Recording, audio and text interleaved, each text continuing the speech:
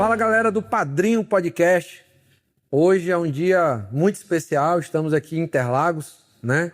Na etapa final da Special Edition da NASCAR Brasil. E com vocês, pessoa que não precisa de apresentações. Cacá Bueno, pentacampeão da Stock Car do Brasil. No Hall da Fama ali, ele figura entre os grandes. E é aqui um privilégio, além de grande piloto, empresário, né, tem outros negócios. É uma das grandes pessoas que conhece sobre a interação entre negócios e automobilismo do Brasil, patrocinado aí por grandes marcas. E também um dos caras mais longevos do automobilismo, né? Então, Cacá, seja bem-vindo. Obrigado. Manda um oi aí pra galera e a gente começa... Estamos na disputa do Special Edition, temos segundo no campeonato, ainda tem definição esse final de semana aqui. Vamos ver se a gente leva mais um título para casa. Graças a Deus é uma carreira boa, que ainda tem mais uns aninhos para queimar. São, além dos 5 da Stock, são 10 títulos brasileiros, um título sul-americano, muita passagem internacional, bastante coisa no automobilismo, mas é exatamente o que você falou. Eu acho que a minha profissão sempre foi muito mais, quase um publicitário, na verdade, muito mais um captador de patrocínio para poder praticar o que eu gosto, que é o automobilismo. Porque, no fundo, é isso. Ou você tem uma empresa que é especializada, ou você se especializa, porque não é nada fácil fazer essa roda girar para o lado certo. Não basta acelerar, não basta ser rápido, não basta ser piloto. Tem que saber transformar isso num negócio e saber transformar isso num produto. Porque no final do dia você é um produto e que a empresa quer, ela não quer um troféu, né? As empresas, elas querem vender o produto dela da prateleira segunda-feira. Então, como é que eu posso colaborar com esse processo de ganhar, né, o ganho no valor de marca ou no, propriamente direto ali na capacidade de venda para o patrocinador? Então, é um desafio, acho que desde que eu comecei eu aprendi isso. Óbvio, você vai melhorando ao longo do tempo. Tem anos de desafios e outros não. A gente pode falar um pouco sobre isso hoje. E ano que vem é o grande ano de desafio para todo mundo, porque a cada 4 anos o mercado de patrocínios publicitários, de eventos, relacionamentos, experiências, eles migram para a Copa do Mundo. Mesmo uma empresa que não patrocina o futebol, ele vai fazer uma campanha de incentivo, de sorteio, vai levar os diretores, os clientes para a Copa do Mundo, vai fazer alguma coisa relacionada ao futebol. Então, é o ano que o automobilismo sofre. A cada 4 anos o automobilismo sofre muito. E a pandemia, ela descasou um pouquinho essas temporadas. Eu sempre tive uma estratégia de fazer contratos pelo menos de 2 anos, sempre casado, para que ele terminasse no final do ano da Copa e não no começo do ano da Copa. Esse ano eu não consegui e, obviamente, sofro como qualquer um na renovação e na captação de todos os patrocinadores para um ano de Copa, que é o ano que vem. Afinal, o budget, ou seja, a verba publicitária é a mesma, né, das companhias. Ela é a mesma. Ela é disputada por tudo. Né? E hoje grande parte dessa verba, ela é para relacionamento, para experiência. Então, na hora que você vai fazer... Por que o cara vai patrocinar um caminhão, um carro da NASCAR ou um carro da Stock Car? Ele vai fazer um patrocínio lá. Obviamente, você tem um posicionamento de marca, você tem uma exibição da marca. A gente consegue ali, através de vários estudos, conseguir mostrar para ele qual foi o retorno de mídia. Mas o grande objetivo dele é ter a presença, se apropriar daquilo, ter um piloto, né, ter um persona, ter uma identidade no qual ele vai conseguir fazer palestras, ativações, material de PDV, ele vai fazer a campanha publicitária dele, se apropriar daquela imagem para levar os clientes. Vai fazer uma campanha de incentivo, uma campanha de venda com o distribuidor, ele vai fazer algumas relações no qual ele vai botar o teu cliente, né, vai ativar na prateleira, no dia a dia, para a premiação ser aqui. Então, muita gente só pensa em Fórmula 1 e eu vejo vários conteúdos saindo disso, de Fórmula 1, falando da Fórmula 1, alguns CEOs vindo na Fórmula 1, só que as ativações não são só para o CEO. Então eu vi muito CEO fazendo, eu vi muito conteúdo esse ano de Fórmula 1, não, o camarote se paga, maravilhoso e tal. Cara, não é só para CEO, não é só para diretor.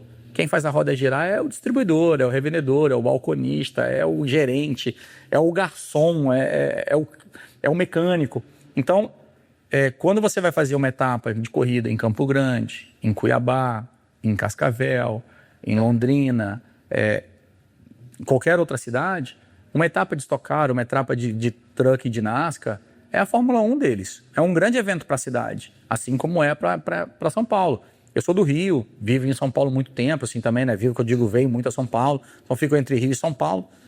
Então aqui tem muita coisa acontecendo. Esse final de semana está tendo aqui automobilismo aqui, está tendo a Fórmula E no AMB, está tendo o Mundial de Skate também, não sei onde é da cidade, mas está tendo o Mundial de Skate também.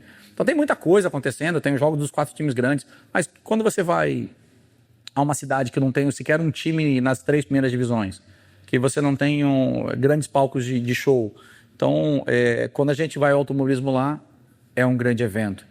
Então você também precisa agradar essa base. Você vai convidar teu CEO, teu diretor para a Fórmula 1, mas e a campanha com teu balconista? E o cara que vai, né, ali o cara da farmácia, o cara da mecânica, o cara que vai indicar o lubrificante para o cara lá. Então assim, eu costumo mostrar que o automobilismo é uma grande ferramenta de B2B ou uma grande ferramenta de relacionamento, de experiências.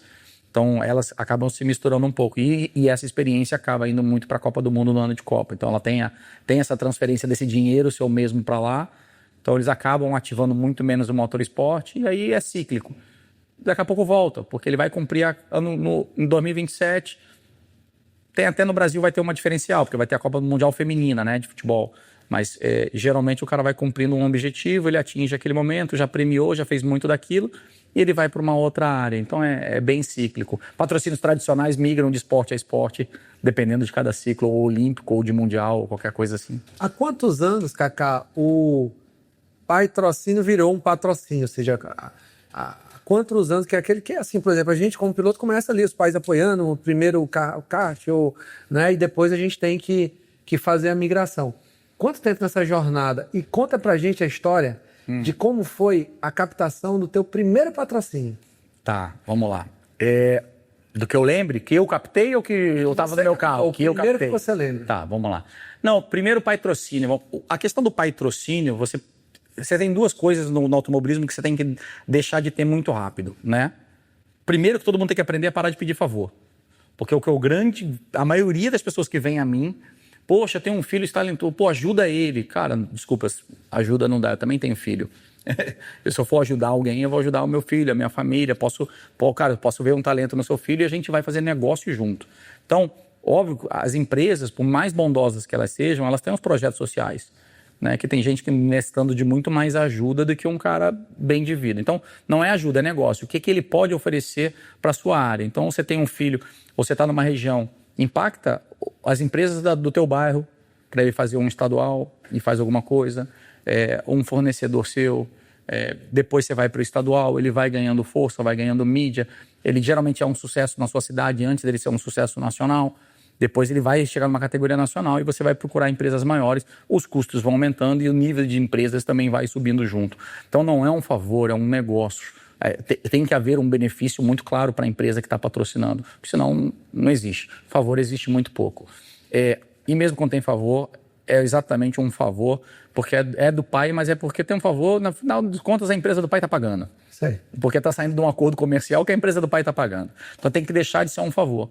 O patrocínio no kart, ele existe. Então a gente sabe que o automobilismo, assim como outros esportes, é um esporte difícil de acesso e caro. Mas no final das contas, é como uma grande faculdade, né? Se teu filho quer ser alguma coisa e você tem a capacidade e é o privilégio de poder fornecer a ele um bom estudo, você vai pagar uma boa faculdade. Ou seja, você vai pagar uma categoria de kart para ele aprender. Quando ele se formar, e se ele se formar muito bem, pode ser que ele ande por vias próprias, ou se você tem a capacidade, ele se formou em odonto e você monta um consultório, ele se formou em alguma coisa e você monta uma pequena empresa, ou você põe ele para fazer um estágio e você vai continuar gastando com ele durante algum tempo. Então, eu acho que essa migração ela é natural do kart para as primeiras categorias. Então, você tem que ver como esse investimento na carreira do teu filho, mas ter a mesma seriedade que você tem com os negócios. Se o teu filho não é um bom profissional e aquela empresa dá dinheiro, você fecha. Se o teu filho não tem a capacidade de se manter naquela profissão, você fala, virou um hobby, vai trabalhar e quando você gasta o dinheiro, você brinca disso. É isso aí. Você tem que também ter a mesma disciplina, a né? mesma disciplina. E assim foi na minha casa. Eu fiz essa história porque você me perguntou do primeiro patrocínio. Eu corria de kart, eu fui campeão paulista de kart, já tinha um patrocinador, tá? Era a marca de roupa, era Pacalolo. Eu tinha vindo de uma temporada muito forte no Rio de Janeiro. E aí fui campeão paulista de kart. Então, eu tinha um patrocínio de chassi, eu tinha patrocínio de pneu, eu tinha patrocínio de motor. Como eu falo, o impacto dentro da bolha ainda. Ó, assim, os pilotos queriam usar o mesmo chassi que eu usava porque eu era o campeão, ou o mesmo pneu, ou o mesmo motor, porque achavam que eu era campeão por causa que eu usava aquele chassi ou aquele pneu. Então, eu não pagava chassi, eu não pagava motor, eu não pagava pneu, mas eu tinha que pagar inscrição e mecânico. E a gente arrumou uma marca de roupa também conectada com alguma coisa que acontecia. A partir dali, eu tinha que migrar para o automobilismo. E a regra em casa era, apesar de da gente ter dinheiro, a família não vai gastar dinheiro com isso. Ou você tem patrocínio ou você não corre. E dito e feito, eu fiquei 1 ano e meio sem correr. Aí na transição do kart para o automobilismo. Eu não corri de 1 ano e meio. Assim, pô, mas a tua família tinha. Eu falei, mas ou eu arrumo patrocínio ou você não corre. E aí eu tinha as ferramentas que eu tinha. Ou seja, cada um usa a sua ferramenta. Óbvio, baita privilégio ter o pai que eu tive para poder usar um pouco aquela ferramenta que eu tive. Naquele momento eu estava nascendo, tinha um campeonato muito bacana, que era o campeonato de Fiat Uno, né? A Fórmula Uno, que nunca era uma Fórmula, era um carro de turismo, mas chamava Fórmula Uno. E tinha muitos carros no grid. E uma das empresas, que era a Alpe, que era uma rede de concessionária muito forte, criou uma equipe de celebridades, porque ela queria dar repercussão àquilo. Que correram várias celebridades, entre elas Otávio Mesquita, que depois acabou embalando e ficando muitos anos no automobilismo. E chamaram meu pai. E aí, aproveitando a oportunidade, meu pai falou assim, cara, eu não vou correr, mas eu tenho um filho que é piloto. Se vocês botarem ele, eu boto a camisa da marca e vou até o box e atendo os clientes quase como se eu estivesse correndo. E eles aceitaram. Aí, ou seja, a conta estava paga, eu podia ir correr. Mas a partir dali eu sabia que isso ia durar muito pouco, eu precisava conseguir os patrocinadores na sequência. E então, corri 3 ou 4 corridas por essa equipe. E falei assim, cara, realmente, você não é uma celebridade, você é um piloto. Me passaram para a equipe profissional. A partir dali o custo aumentou, precisava ter outros patrocinadores. E aí eu botei pastinha embaixo do braço e fui lá, o que eu recebo até hoje. 90% de não para 10% de reunião. Para nesses 10% de reunião você conseguir viabilizar um projeto. 1 ou 2 projetos. Então assim, você faz uma lista de 100 empresas do ramo que você quer, pega 2, 3 ramos, 20, 30 empresas de cada, junta 100, 90 nem te respondem ou responde com negativo, você marca 10 reuniões, das 10 você vai virar 2 patrocínios. É a média, é a métrica, é 2% e é isso mesmo e não tem jeito. Então é também a resiliência de saber receber ou não, de ter aquela sensação para volta para casa, e até hoje tenho, de pô, ninguém me quer, ninguém me gosta, e ano que vem não vai dar certo. Você vai dormir com isso e você vai digerindo e aprendendo um pouco a lidar com isso. Nunca vai aprender a lidar direito com isso, mas o mercado ele é assim. E aí eu comecei a botar a pastinha embaixo do braço, e meu primeiro patrocinador, eles foram 3 juntos de uma vez para a minha primeira temporada de automobilismo. Além da Alpe, que era, na verdade, um projeto que queria meu pai, foi a Energil C, Antenas Santa Rita, antena parabólica. Antena parabólica. Todo mundo na época tinha antena, porque queria pegar sinal internacional, jogo de fora, era antena parabólica. E a Top, que era tapetes automotivos. Que legal. Eram os 3 primeiros. Logo depois entrou um laboratório que fazia exame em casa, chamava Domicilab. Esses foram meus primeiros patrocinadores. Deram ali a base. Que deram a base para pagar uma categoria menor, que depois foi alavancando e rapidamente eu já tinha grandes patrocinadores, grandes marcas envolvidas com o meu nome, porque os resultados vieram aparecendo, os campeonatos, as vitórias. Numa época sem internet, o que as pessoas acham que dificultava, mas facilitava, porque não havia uma pulverização de conteúdo. Ou seja, chegava no domingo, tinha 4 canais de televisão, irmão. É aqueles 4 canais de televisão.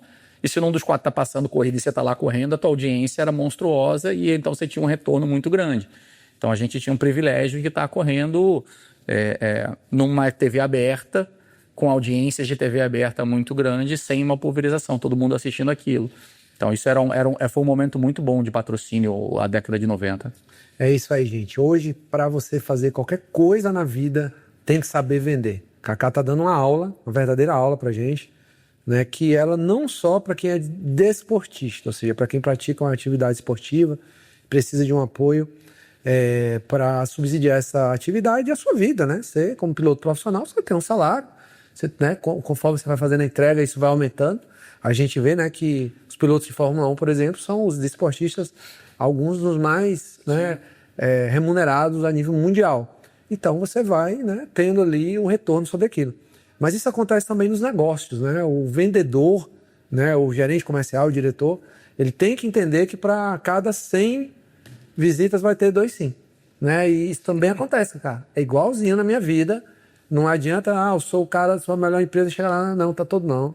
Então, né, Cacá Bueno, o Pedro aqui, que tem uma empresa já grande, é o mesmo desafio. Será que ano que vem eu tenho? O contrato é de 1 ano só. Você quer um patrocínio de um banco? Cara, faz uma lista. Lista os 50 bancos que existem no Brasil, do maior ao menor, ou mais, e fala com os 50. Fala com 50. Não, eu queria tanto aquela marca, fala com uma marca só. Não tem jeito. Você quer um lubrificante, fala com todos. Você está atrás. Então você tem que entender mais ou menos onde está a sua área. Fazer um mix ali. Né? Fazer um mix e quebrar um pouco a bolha. Se você olhar, eu tenho muita marca aqui que não tem nada a ver com carro comigo. Por quê? Muita gente tem um aspecto, dentro do automobilismo principalmente, de que você precisa ser um lubrificante, uma montadora, um fabricante de peça. Óbvio, tem mais fit com o negócio? Óbvio que tem mais fit com o negócio. Você vai ter uma facilidade melhor de vender, de ativar. Você vai falar direto com um mecânico, você vai falar com uma redistribuição, você vai falar com quem é apaixonado por carro. É mais fácil. Pô, mas se fosse assim, a XP não patrocinaria, sei lá, o Itaú, o tênis, a XP e o tênis. Eles não fabricam raquete, eles não fabricam bolinha. As marcas que estão envolvidas com vôlei não fabricam bola. Então, assim, no final das contas, você não precisa ser um fabricante de automóvel para patrocinar o automobilismo. Você olha no mundo inteiro, não é bem assim. As marcas, inclusive, que se patrocinam as equipes de Fórmula 1, as equipes de NASCAR, a maioria delas não tem nada a ver com automobilismo. São apaixonados por esporte, que gostam de carro ou que usam até como meio de locomoção. É uma questão emocional, mas é uma questão de saber ativar, como ativar. Quando você vai para uma ferramenta, para um lubrificante, para uma autopeça, ok, você está um pouco falando mais dentro do seu segmento, mas você pode quebrar essa bolha. E muita gente não corre atrás de quebrar a bolha, de trazer patrocinadores de fora e mostrar isso para eles. Exatamente, eu estou te falando com um público novo. Você não fala com essas pessoas. Estou atraindo um novo ecossistema, estou atraindo novos leads, atraindo um novo mercado. Para você que não sabe, talvez tem uma pesquisa que dizem que tem 35 milhões de superfãs de motorsport no Brasil, né? Eu acho até que já está, estou desatualizado. Com o crescimento da Fórmula 1 agora deve ter muito mais do que isso. E o superfã queria dizer o seguinte, é o cara que está disposto a gastar dinheiro com automobilismo, pagando um pay-per-view, um camarote, ou comprando um produto licenciado de alguma equipe, ou viajando para ver uma corrida. Ou seja, cara, não é um nicho, irmão. São 35 milhões de pessoas. E talvez a tua marca não esteja falando com esses 35 milhões de pessoas. Porque você está muito preso só com quem tem um fit muito direto com a sua marca.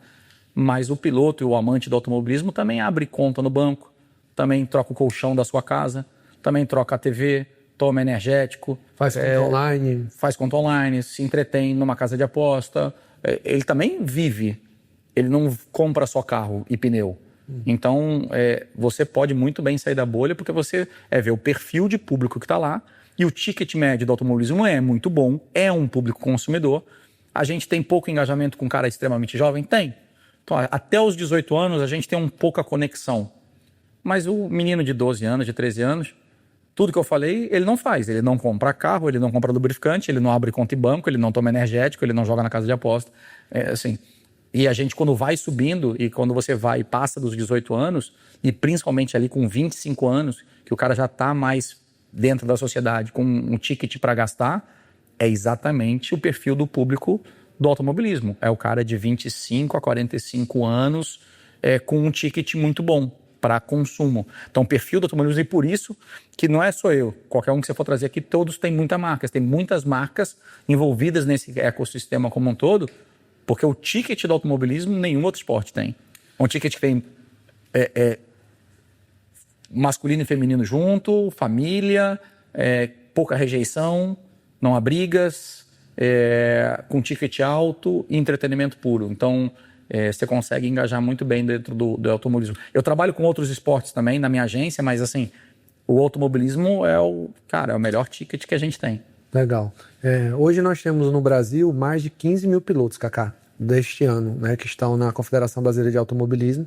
Se você levar em consideração que cada piloto tem, em média, 5 patrocinadores, a gente já vai para uma quantidade bem grande aí de 75 mil marcas, né? Sim. E, obviamente, dentro dessa pirâmide, você tem da marca local até uma multinacional, uma empresa gigante. Então, realmente, isso acontece e eu posso, inclusive, testemunhar, né? Não sendo piloto de renome como você, o impacto que eu causei nas marcas que eu trouxe são muito relevantes. Tanto é que o Padrinho, por exemplo, está aqui, um podcast grande, viu no automobilismo esse ecossistema. Porque, na verdade, se você ganhasse ou andasse em último, eu não vou falar que é o último, tá? Porque tá andando bastante bem. Mas vamos levar o caso, por exemplo, do Gabriel Bortoleto. Tá? O Gabriel Bortoleto é um produto promissor que eu acho que vai ter um futuro incrível na Fórmula 1. Ponto. Mas independente dele ter um futuro incrível na Fórmula 1 ou não, ele estava correndo de Sauber, que tinha uma perspectiva de, no começo da temporada, ser um dos piores carros, se não o pior carro do grid. Mas não mudou o fato de ser um brasileiro depois de 7 anos, um brasileiro dentro de um grid da Fórmula 1, ele estar participando, e você olha, o carro da Sauber tem seus patrocinadores, e o Gabriel também. Ou seja, se apropriar daquele conteúdo. Tudo que acontece depois que apaga a luz vermelha, ou seja, depois que acende a luz verde, tem muita gente que fala que depois que acende a luz verde, né, você corre, você sabe que não acende luz verde nenhuma pra gente, ela só apaga a vermelha pra gente largar. É só o grito, né? E apaga a vermelha. Mas assim, na hora que apaga a luz vermelha, na hora que acende a luz verde, tudo que acontece ali é bônus. Toda entrega tem que estar antes da largada. Tudo está antes da largada. A entrega da corrida, ela é só bônus. O que está feito é exatamente a campanha que fez antes, a conexão, o ganho de imagem, o relacionamento, o interesse do público, você falar com as pessoas sobre propriedade, usar redes sociais, fazer as entrevistas, usar a marca. Então, assim, todo é um ganho de marca que as marcas, se elas não sabem, a gente sabe. Entra aqui para dentro do automobilismo que quase todos os pilotos são formados em marketing. Todo mundo aqui sabe a necessidade de atingir e falar com todo mundo, e elas vão mostrando o caminho para as marcas poderem fazer. E quem está com filho começando, aprenda. Não venha pedir favor. Aprenda a ativar. Nem que seja a padaria do teu amigo, mas qual é o benefício que ele vai ter. Porque, sabe, aprenda, mas para poder montar um projeto que funcione para todo mundo. O automobilismo é bom para isso. Você botar no seu radar também, Kaká, hoje você tem novos mercados surgindo com a advento da internet e tal. E eu hoje, por exemplo, trouxe para o automobilismo um mercado novo, né? Eu sou agora patrocinado pelos Black Belt da Febracis. Bacana. Né? Paulo Vieira, o maior coach do Brasil, faz evento com 10, 12 mil pessoas. E eu, um Hellis Mortal, um piloto amador, trouxe, né, como patrocinador, justamente por quê? Porque enxergou dentro do automobilismo o ecossistema. Lázaro do Carmo, que é o nosso padrinho aqui, né, uma pessoa que palestrante, tem consultorias, faz turnaround de empresas de dificuldade, ele é o cara no Brasil para resolver. Enxergou que aqui já captou cliente, já coloquei cliente para dentro do Lázaro. Bom, né? E talvez ele tenha visto em você, não a propriedade talvez de ganhar a corrida e aparecer a marca ganhando a corrida, mas de se comunicar com o meio do automobilismo. É isso aí. Então era uma ferramenta de usar um piloto que talvez não vá ganhar a prova, mas que se comunica com o ambiente dos pilotos e do automobilismo e que pode me trazer negócio. Então, cada piloto você vai ter um certo benefício ou não, saber explorar o seu ativo principal na captação do perfil do seu patrocinador. Você foi bem nisso, mas assim, nem todo mundo consegue bem nisso. Mas esse é o grande entendimento. Qual é o perfil da marca que pode estar conectada a mim? E aqui, na hora que você chega num grande evento quanto esse, quantos diretores de empresas não vão estar nos camarotes? Fazendo negócio. E falando direto, faça negócio. É isso. E aí um piloto conecta o outro piloto, o patrocinador de um com o patrocinador de outro. Já vi vários negócios acontecendo. Depois você conta aí algum case pra gente, mas eu já presenciei. O cara tava depois ali na fulana de tal empresa, aí, poxa, chega um outro piloto, dá um toque ali que meu amigo queria conhecer o teu patrocinador e tal. E acontece. A gente só precisa ter o cuidado um pouquinho, que nem tudo é igual, tá? Então, também se queima muita marca por uma entrega muito mal feita ou por uma precificação muito errada. Porque muitas vezes você vai conversar com um patrocinador e você não fecha, porque, pô, mas você está me oferecendo esse preço, o cara me deu a lateral inteira por 20% do que você pediu. As pessoas têm muita facilidade de entender o futebol e muita dificuldade de entender o automobilismo. E eu digo isso por quê? Eu sou fluminense, mas eu vou usar o Flamengo como exemplo. Como referência. Obviamente, o patrocínio master da camisa do Flamengo não é o mesmo preço do que o patrocínio master da camisa... Vou usar alguém que tem um time amigo para que ele não se ofenda e ele entenda. Mas vamos lá, da camisa do Botafogo de Ribeirão Preto, do meu amigo Dal Batista.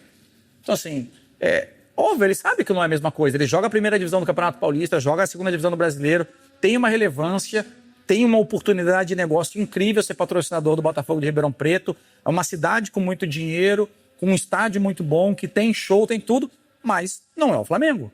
São preços e entregas diferentes. Se você vender o patrocínio pelo preço que você vende o Flamengo nesse time, no final da conta, a conta não vai fechar para ele. Vai falar, cara, isso aqui não serviu para mim, vou embora daqui.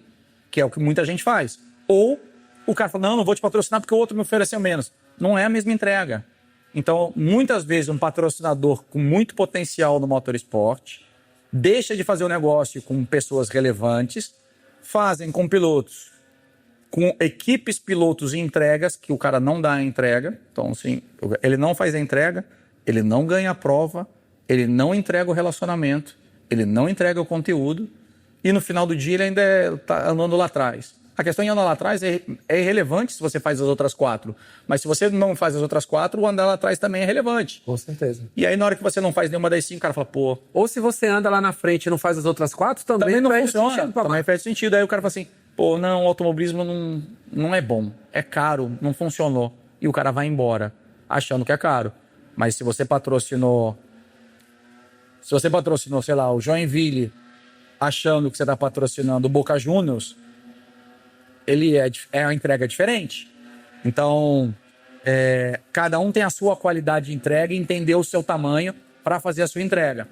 Muitas vezes os diretores de empresas não entendem exatamente esse ponto e vira uma concorrência de preço. E não é preço, cada entrega tem seu preço. É isso aí. No automobilismo nacional, a gente tem diversas categorias, né? E assim, de fato, nós estamos aqui em Interlagos, vamos correr de NASCAR. Para mim é um privilégio estar entre os 24 grandes pilotos do Brasil que vão estar correndo, né? Fui um convidado para fazer uma edição especial, essa é a segunda que eu faço esse ano. Não fiz o Campeonato Brasil, né? Na NASCAR, pessoal, nós temos 2 categorias, uma dos pilotos Pro e uma dos pilotos Challenge, que é onde eu estou. Na corrida, na última espécie de 12 pilotos, cheguei em 5º. Então já estou mais ou menos ali. Mas, Kaká, hoje, na minha categoria principal, que é a GT Series, eu corro de GT3 e estou ali entre os dois. Na última corrida, fiquei em 2º lugar. Pô, parabéns. Bacana. Então, é lógico que não tem, né? Como você está falando aí, dos times, é algo parecido, não é uma NASCAR. A gente vai correr aqui com 45 mil pessoas, né? Vai estar lotado. Eu imagino a vibração, passar na reta ali, né? Bacana. Os patrocinadores estão aí, vão ativar, tá cliente. É um outro ambiente, tá todo mundo com aquele ambiente festivo, é um outro ambiente em relação a um GT Series. Talvez o patrocinador do GT Series, quase não todos os pilotos são amadores, são empresários de sucesso. Muitos deles só estão querendo diminuir a conta que está gastando. Então você não vai pagar tão caro para patrocinar lá, não vai ter tanta gente ou não vai ter gente na arquibancada, mas você vai ter o acesso para sentar junto de grandes empresários e fazer negócio. Então ali o ambiente é outro, talvez não é mais o B2B, não é a campanha de venda, não é que todo cliente quer ir, não quer estar presente, é mais uma relação ali exatamente dos diretores ou dos CEOs das empresas. Muda o perfil do patrocínio, é saber encaixar. Isso aí. É saber encaixar exatamente. A gente teve uma vantagem, Kaká, nesse ano, houve algo espetacular, né, para mim como piloto amador, que foi fazer uma etapa da WEC, né? Então a WEC é uma categoria mundial, né? Tinha lá como categoria principal, como nossos carros eram semelhantes, a gente acabou fazendo ali ficamos ali no cantinho, tal, no laranjinha, mas andamos, né, junto com o público, tal, foi bem legal, bem interessante. Kaká, fazendo uma virada agora, eu queria te perguntar o seguinte: você falou que tem agência, conta um pouquinho do Kaká empresário, tá bom, né? Essa história. E fala pra gente o que você levou da pista pros negócios e o que você traz dos negócios pra pista. Eu acho que do negócio pra pista você já deu uma aula pra gente aqui, sobre captação e tudo, né? Vamos, então, para montar como eu montei o meu negócio, contar uma história bem curtinha, tá? Te falei como eu comecei no automobilismo e como eu comecei a buscar patrocínio, mas obviamente eu tinha minhas limitações, era muito jovem, falta de credibilidade. por ser exatamente jovem, me viam só como filho de alguém famoso. Já passei por isso, tá, Cacá? E aí é complicado, porque o cara acha, esse cara é piloto, esse cara não sabe do que ele tá falando. Por mais que eu tivesse toda a minha preparação para saber do que eu tava falando. Então você tem que quebrar um preconceito, que era o primeiro eu ser filho do cara famoso, depois de ser piloto. E aí você é tão bem sucedido numa área como piloto, que o cara fala, cara, esse cara entende de pilotar, o que ele entende de marketing? Então você tem um segundo entrave. Quando eu estava tendo bastante sucesso, eu montei um projeto, embarquei num projeto na Argentina, um projeto de Mercosul, começando no Mercosul, na década de 90. Eu vi uma oportunidade de entrar numa equipe que queria entrar nos 2 países, né? E aí entender as oportunidades. A Ambev estava comprando a Quilmes na Argentina, montando cervejeira no Brasil e na Argentina, a Peugeot se estabelecendo no Brasil e na Argentina, o Campeonato Sul-Americano muito forte. Eu falei, cara, vou entrar numa equipe Mercosul, metade brasileiros, metade argentina, isso vai fazer sentido para as empresas. Quando eu entrei no projeto, também com muita gente, não era eu sozinho, obviamente, mas eu fiquei 4 anos meio off do Brasil, fiquei 4 anos competindo fora. Aí a falta da internet jogou contra, porque eu voltava, as pessoas me perguntavam, você ainda está correndo? Porque no Brasil não aparecia. Quando eu volto para o Brasil para correr de Stock Car, pela crise da Argentina, porque eu não teria voltado, eu estava muito feliz lá, eu volto para o Brasil com um título sul-americano, um outro vice sul-americano, tinha acabado de ser terceiro do Campeonato Argentino. Eu vinha com um currículo muito bom, muito respeitado dentro do segmento e da bolha, mas sem alcance com as marcas nacionais, porque eu estava desapercebido do mercado publicitário. E aí eu tive um entrave, uma dificuldade muito grande para vender. E aí eu procurei uma ajuda, na verdade, meu pai até que procura uma ajuda na época, com um grande amigo, que é o Fernando Giulianelli, que hoje está na Mitsubishi. E aí, ele trabalhava na Loduca, na agência, e quando bate lá, o Giulianelli fala, cara, isso aqui não é ajuda, isso é uma oportunidade. Manda ele vir aqui falar comigo. Galvão, tipo assim, Galvão, você não entendeu nada, não é ajuda nenhuma, manda seu filho vir falar comigo, que eu sei que ele sabe das coisas. Eu voltei lá e sentei com o Giulianelli. E naquela época minha irmã tinha uma produtora, eu juntei a minha irmã e ele, né, o marido da minha irmã na época também, e aí ele virou meu empresário durante, né, a família, minha irmã e o Claudinei Graminho, junto com o Giulianelli. E durante 2 anos captaram muita coisa para mim, não fui eu. Então eu tinha patrocínio da Biosintética, da Nokia, da Petrobras, da Cedelco, que eu tenho até hoje, estou falando de 2002. Então assim, tinham vários patrocinadores que embarcaram. 2003 entra a Red Bull, fiquei 19 anos com eles. E aí só que em 2 anos cada um foi seguindo o seu rumo, eu fui aprendendo como captaram, entendendo as dificuldades, me readaptando ao mercado brasileiro. E logo depois de 2 anos eles deram uma tretadinha, o Giulianelli foi trabalhar com a Reunion, a minha irmã foi fazer as coisas dela, foi fazer uma agência digital, trabalhar mais com meu pai. E eu falei, cara, eu não preciso de empresário, eu vou montar o meu negócio. E aí eu montei um negócio de captação de patrocínio no começo dos anos 2000, aí 2004, 2005, muito para solucionar os meus problemas, para que não onere as empresas que patrocinavam o automobilismo que não sabiam como fazer. Ou seja, quando ele viesse, eu já entregasse para ele o digital, o produtor, o câmera, o videomaker, o fotógrafo, a entrega, o camarote, a placa, o design, o layout, a promotora. Seja um produto completo ali, né? Cara, paga tanto, eu te entrego tudo. Você não precisa ir numa... Todo mundo tinha as promotoras, né? Lá, então assim, você não precisa ir fazer layout de roupa, layout de carro. Eu faço layout para você, eu entrego a promotora, eu entrego o fotógrafo, eu entrego o videomaker, eu atendo o seu cliente, eu crio a tua campanha, eu faço um pouco de tudo. Então foi muito mais para solucionar o meu problema, para que eles não tenham que abrir divisões de motorsport ou de esporte dentro das suas empresas. Então eu quebrei esse primeiro momento, então eu tive uma aderência muito boa de produtos. Num segundo momento, eu comecei a usar essa expertise para fazer isso para outros pilotos, que viraram para outros atletas e outras modalidades. E que eu fui fazendo muito dentro desse segmento, eu fui virando meio que um especialista de fazer as ativações. Então, de saber exatamente quanto custa um camarote, como a gente convida, como a gente faz, usando o esporte para fazer ativações. E aí radiou para outras modalidades. Aí radiou para várias modalidades. Até a pandemia, que ela me quebra. E aí foi uma oportunidade de negócio, porque na pandemia eu não podia mais ativar. Eu não podia reunir ninguém, não podia botar ninguém no avião para viajar, eu não podia botar ninguém dentro do camarote, eu não podia botar ninguém dentro do box, Os eventos esportivos continuaram, mas sem ninguém na arquibancada e nem ninguém no camarote. Grandes empresas estavam assim. Eu falei, cara, vou usar tudo isso que eu aprendi de 20 anos de captação, atendimento, falando com diretores de marketing, ativando para eles, solucionando. Cara, ninguém sabe, não é que ninguém sabe mais do que eu. Eu sei muito sobre esportes e quanto custa exatamente cada coisa. Como eu fiz várias modalidades, eu sei quanto custa uma placa de campo, uma camisa de time, o comercial da TV, quando fala de esporte, o atleta de vôlei, o atleta do surf, o atleta de automobilismo, o para-choque de um carro de NASCAR ou de Stock Car. Eu sabia exatamente precificar o mercado esportivo inteiro. Falei, vou vender para os caras conteúdo, vou vender mídia, vou vender o tempo de televisão, vou vender o patrocínio, vou vender a placa, vou vender o patrocínio do time. Tem que se reinventar, né, naquele momento. Porque eu não posso mais fazer um evento e levar 100 pessoas para Miami, 80 para Mônaco, 100 para... que eu usava eventos esportivos do mundo inteiro para fazer ativações. Eu tinha praticamente uma agência de viagem dentro do meu escritório, gente pra caramba trabalhando, uma dor de cabeça danada, uma antecipação de verba muito alta.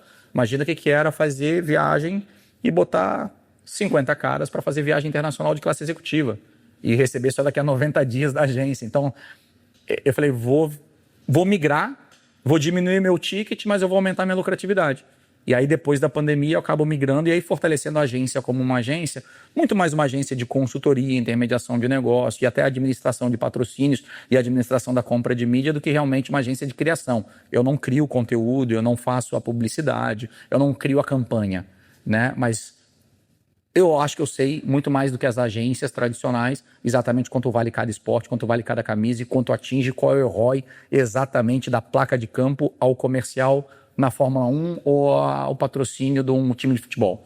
E aí eu comecei a fazer muito isso há poucos anos, obviamente, depois da pandemia, e aí me estabeleci no mercado como uma agência de expertise sobre quanto custa o esporte e o patrocínio do esporte. Mas é muito mais atendendo aos patrocinadores do que aos atletas. E aí eu migrei também para isso no final. Então, o que virou minha agência? Hoje eu não tenho nenhum atleta, eu não represento nenhum atleta. Eu represento a empresa. É para ficar neutro, né? Então, assim, sei lá, tá aqui o Padrinho Podcast. Tá o Padrinho Podcast. Cara, quanto é que realmente custa o automobilismo? E o futebol? E se eu quiser entrar no futsal? E se eu quiser entrar no futebol feminino? Quanto custa? Putz, não sei. Estão me cobrando muito caro. O Kaká sabe. Deixa eu falar com ele. O meu produto tem aderência, né? Aí eu vou falar, olha, então o que você quer? Eu quero tanto. Qual é a verba? Tanto. Então, assim, cara, o teu perfil ideal para o teu público, para quem você quer atingir, é esse esporte, esse atleta, essa mídia, esse anúncio, essa TV ou esse canal de podcast. E aí eu mapeio dentro do esporte o que é ideal, onde ele gastar. Tá aqui, ó. Esse seria o ideal para você fazer. Então, mais do que a agência que cria propaganda ou o piloto. Aí eu vou no piloto e falo, eu tenho uma marca que quer te patrocinar. É diferente do que... Eu não fico tentando vender para ele. Eu tinha um amigo meu de vestuário e eu tentei ir por esse caminho uma época e não deu certo.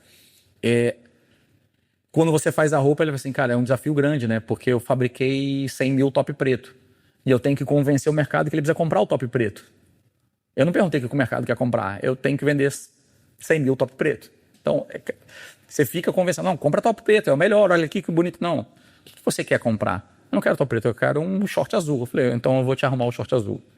Só que você vai pagar o preço certo, então eu vou te arrumar o boné. Então, assim, dentro do mundo esportivo entender o que a marca quer, não necessariamente tendo a conta da marca, seria muito mais fácil se tivesse.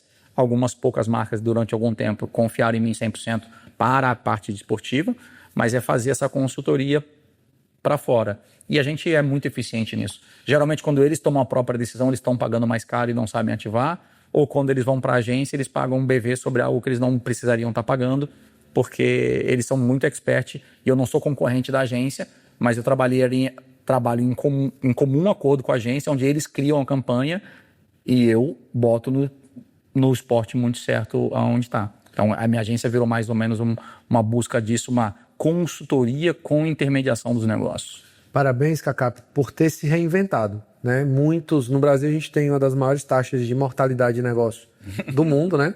Mas eu tive negócios que morreu também, tá? Eu não vou nem começar, a gente vai ter que ter um podcast só para falar dos negócios que morreram comigo. Mas é assim, né? A gente também já não ganhou todas as provas, né? A gente, aqui no esporte, a gente está bem acostumado na última etapa minha, perfeito, fazendo tudo, disputando, o carro quebrou a suspensão e eu... Mas é o que eu falei, por exemplo, eu vendo futebol, na hora que você vai vender mídia de futebol, televisão, as agências querem ser um concorrente seu, porque elas estão, obviamente, de olho na comissão. E você tenta explicar para o cliente que não necessariamente a compra da mídia precisaria ser feita exata pela agência, deixa ela criar a campanha e pague o preço certo, mas tem alguns compromissos que eles não vão largar a mão, então você tem uma guerra, um pouquinho de guerra ali. E óbvio que por eu ter uma relação com o automobilismo mais próxima, a maioria dos meus clientes ainda estão no automobilismo. Apesar de eu ter muitos clientes no futebol, a maioria estão no automobilismo. Então, em ano de Copa do Mundo é um ano sofrido, tá? Você fala de negócio de morrer, não morre, mas, cara, ano de Copa do Mundo é ano que você dorme mal. Às vezes recompensa, vende tão bem o futebol que uma coisa compensa a outra, mas pro automobilismo, ano de Copa do Mundo é um ano que você dorme mal. É porque o futebol para o brasileiro é realmente... Mas assim, Kaká, o automobilismo no Brasil, na época lá do saudoso Senna, chegou a ser, né? Eu acho que, não sei se mais, mas era tão quanto, né? Sim. Você tem bem mais propriedade para falar do que o automobilismo está muito no hype, mas ele começou pelo hype de volta pela Fórmula 1. Isso. E tem muita gente que não entende nada de automobilismo e que não sabe onde caiu de paraquedas e que aí ele só quer fazer a ativação de Fórmula 1 achando que ele só está falando com o público do motorsport falando de Fórmula 1. Então ele vai e gasta uma fortuna no camarote no Texas para levar seus clientes, achando que ele não teria impacto de trazer no autódromo com 45 mil pessoas para ver a Truck e a NASCAR, ou semana que vem com 45 mil pessoas para ver a Stock Car. Então ele acaba gastando muito mais dinheiro e energia porque ele não sabe. E aí quando ele vai buscar uma agência, seja minha ou seja outras que fazem muito bem, fala, poxa, mas o cara tá me levando uma comissão do meu dinheiro no negócio que eu sei fazer, cara. Desculpa, não sabe fazer. Vai pagar muito mais caro do que a comissão, né? Mas cara, a gente brinca até com o piloto amador. Você sabe disso. Muito piloto amador tem coach, né? E aí, o serviço, às vezes as pessoas desvalorizam muito no Brasil a questão do serviço. O americano valoriza o serviço, o brasileiro desvaloriza o serviço. Eu brinco com a questão de coach, é o seguinte. Se você contratar um coach, né, que a gente chama de coach, mas um técnico de motorsport, um piloto consagrado, que vai olhar a telemetria com você, que vai ver a pista, que vai te aconselhar, que vai ficar no teu rádio e vai fazer você melhorar 1 segundo por volta, puxa, geralmente os gentlemen não querem pagar esse cara. Se ele cobrar 10 mil reais, ninguém quer pagar. Mas se eu pegar essa garrafinha aqui e ser um produto que eu vou botar dentro do teu tanque e que você vai ganhar meio segundo por volta, fala que vou te vender isso por 10 mil reais, todos os gentleman driver compram. O produto, todos eles compram. Mas a sensação de que aquele cara está botando meu dinheiro no bolso, ele não compra. E na hora de você intermediar os negócios é a mesma coisa.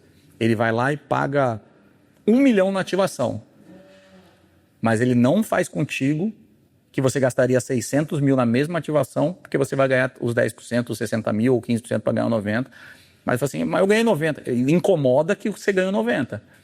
Então ele não faz contigo, ele paga mais caro, ele faz pior, mas ele não faz contigo. Então essa é a principal guerra dentro do mercado de patrocínio, tá? Que no mercado americano não existe, né? Não, no mercado muito americano valorizado, né? Muito valorizado a questão do cara que entende do produto para te economizar o dinheiro. E muitas vezes essa é a realidade. Porque se você é uma empresa, por mais estruturada que ela seja, mas você não conhece do produto, você vai pagar caro ou vai pagar errado. Mas mesmo que você pague certo ou no lugar certo, você está fazendo uma negociação única. Se eu vou falar com um cliente de uma equipe de corrida e eu vou representar 5 empresas, eu falo, cara, não estou te trazendo patrocínio, eu estou te trazendo 5. Né? Então, em vez de eu trazendo... Vamos fazer conta por milhão só para fazer redondo, mas não é a realidade.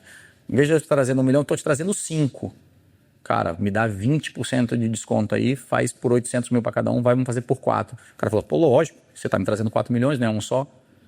E aí você faz um negócio melhor e você passa esse preço para a empresa. Ou esse desconto você repassa para a empresa. E aí ela acaba pagando mais barato.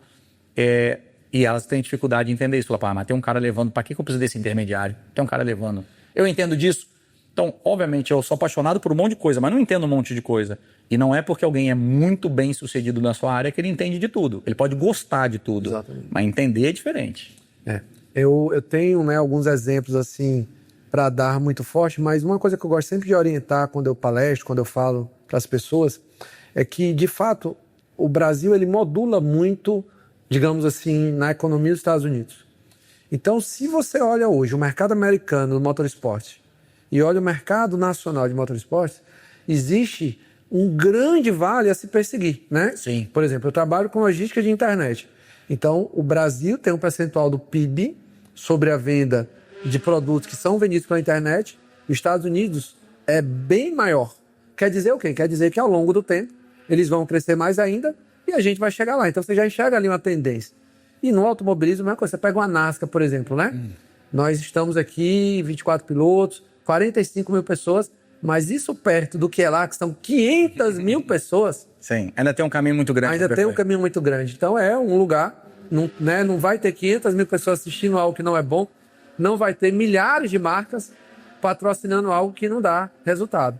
Então a gente tem um longo caminho pela frente e parabéns, Kaká, por você estar desde o início e por ter, vamos brincar assim, criado, né, esses valores, ter sido o embaixador. Eu vejo nas suas postagens, né, eu vejo aquilo que você fala, propriedade de quem entende o que está falando, né? Existem as questões desportivas, mas tem muita propriedade ali, tanto dentro da pista quanto fora da pista. Então, parabéns a você, parabéns a sua equipe pelo seu trabalho, né? É um grande desafio fazer o nosso trabalho, né, cara? É um grande desafio, porque as pessoas têm a tendência de valorizar apenas o que ela consome ou o que está perto dela. Então, tem um público gigantesco que ama basquete. Mas aí o cara que é apaixonado no basquete ou dono de uma empresa, ele patrocina time de basquete porque ele acha que só o basquete dá retorno. Como ele não gosta de automobilismo, ele fala, cara, isso aí ninguém gosta. A gente tende a desvalorizar mistura, né? o que a gente não gosta. Esse é um ponto que é difícil você quebrar isso para todos os esportes, entender que cada esporte tem seu nicho e tem a bolha global do apaixonado por esporte que vê todos os esportes, que é muita gente. Eu, por exemplo, vejo tudo. Então, você tem, quando você vai conversar com uma empresa, o gosto pessoal do diretor ou o gosto pessoal do dono conta demais. Então o cara adora surf, ele vai patrocinar campeonato de surf. Que é genial. Mas ele se nega a patrocinar o vôlei e automobilismo. Isso não dá certo. Olha lá, ele vai defender a tese dele. Então a gente tem uma dificuldade muito de quebrar essa bolha de, gente, vamos ver o Brasil como um todo? E as agências de marketing, ou principalmente as grandes empresas, a maioria delas estão em São Paulo. Então olha com um olhar de paulista para o público de São Paulo, que é o maior público consumidor do Brasil. Mas não deixa de ser 15% da população. 85% não está aqui.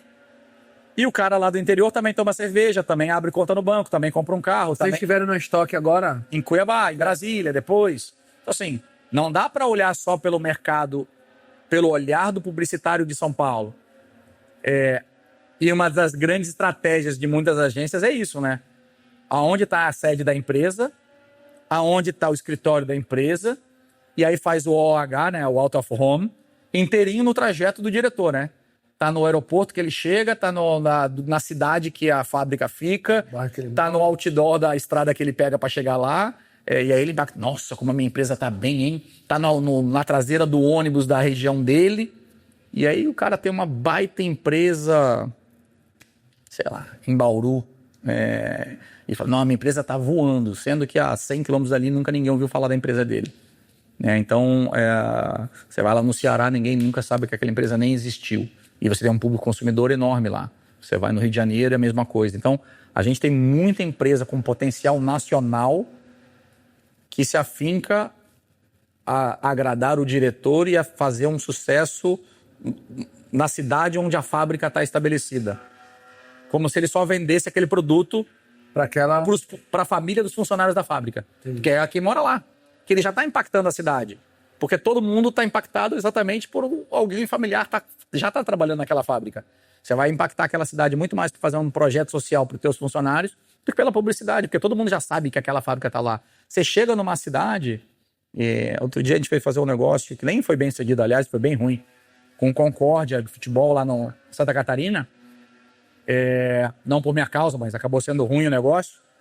E você chega para fazer negócio... aqui é a cidade que tem a fábrica da Sadia.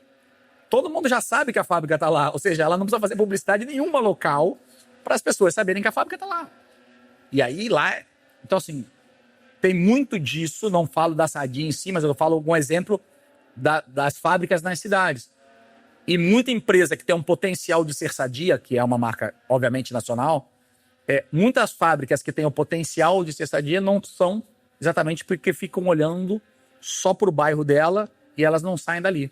Kaká, te contar uma história E rápida. o esporte é perfeito para isso. Esporte e cultura. Para você quebrar essa bolha, para você atingir o Brasil inteiro, para você usar paixão, para você ter uma relação mais próxima com o teu cliente. Kaká, vou te contar uma história rápida para reforçar tudo que você está falando e a gente ir para a última etapa do programa, que é um bate-bola, que é o seguinte: a minha história ela é exatamente isso. Foi sobre posicionamento nos negócios. Eu enxerguei um negócio que estava surgindo, eu enxerguei uma região que estava fazendo aquele negócio e me posicionei, né? E é justamente por isso, por ter saído de um lugar e dizer, ó, não é aqui que é o lugar. Eu posso ter uma parte aqui, mas o negócio vai crescer em outra região. E a minha história de vida, né, quando eu palestro, quando eu falo, é sempre essa a verdade. Então, muita gente aí que está nos assistindo tá com essa miopia. Vamos usar esse nome? É miopia, né? Eu tô ali enxergando só aquilo, eu tô com hiperfoco, não tô tendo uma visão periférica que o piloto precisa ter, precisa olhar para os lados. E aí tá a solução. Você que tá aí querendo aumentar a venda, querendo trazer novos negócios, busque, né, no desporto, nas atividades esportivas, a maneira de levar a sua marca e ali inserir. Ali você vai captar novos distribuidores, captar novos leads, captar novos consumidores, né?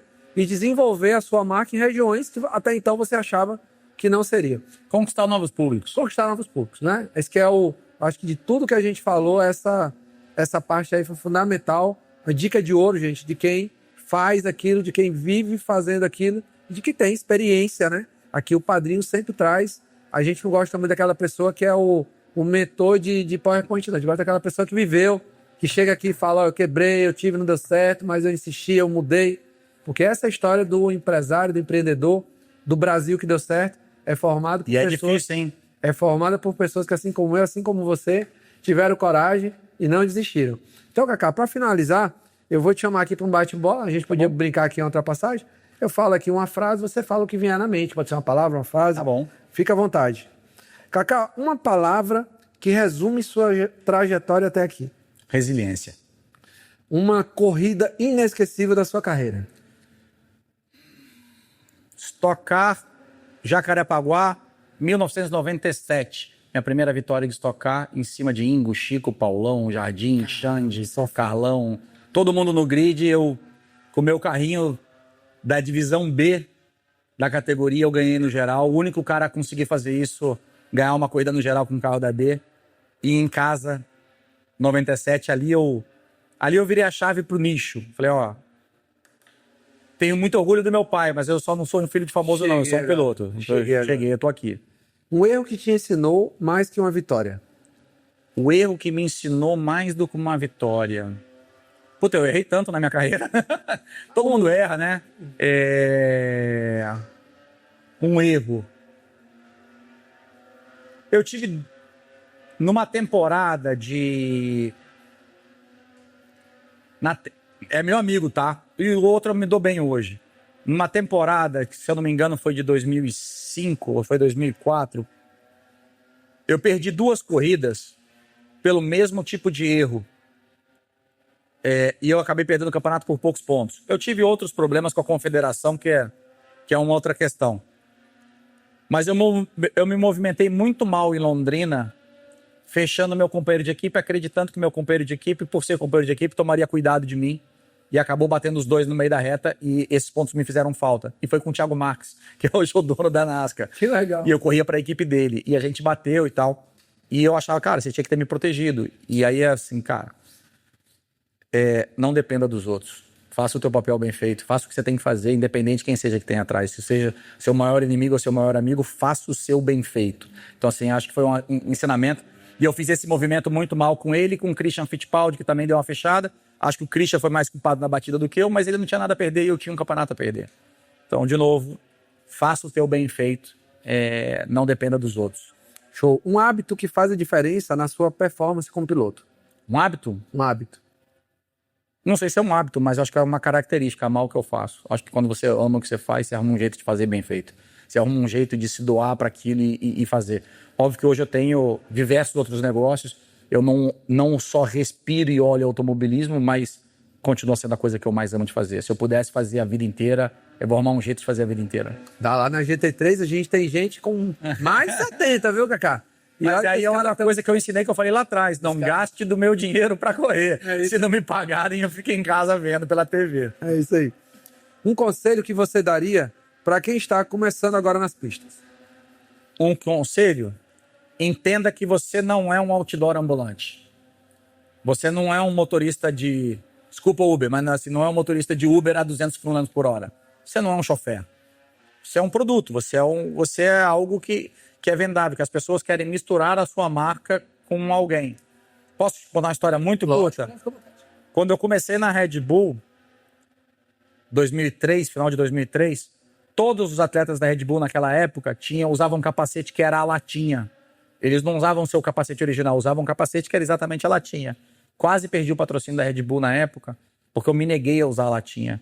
Falei, cara, eu tenho muito orgulho de representar a marca, mas eu quero que a marca tenha orgulho de que eu seja representante dela, que eu fale por ela.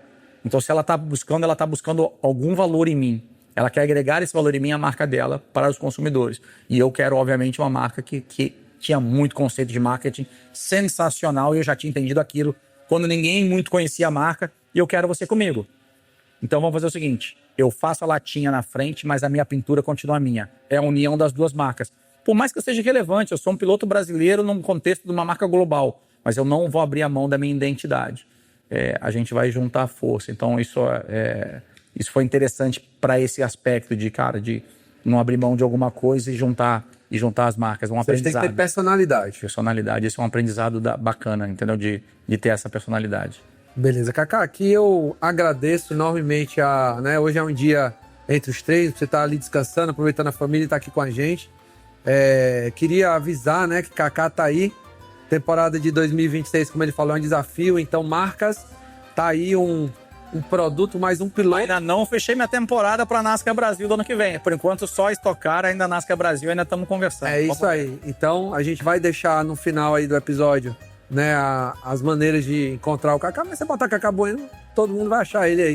Mas a gente vai dar essa força também. Então, vamos aí, Cacá Bueno.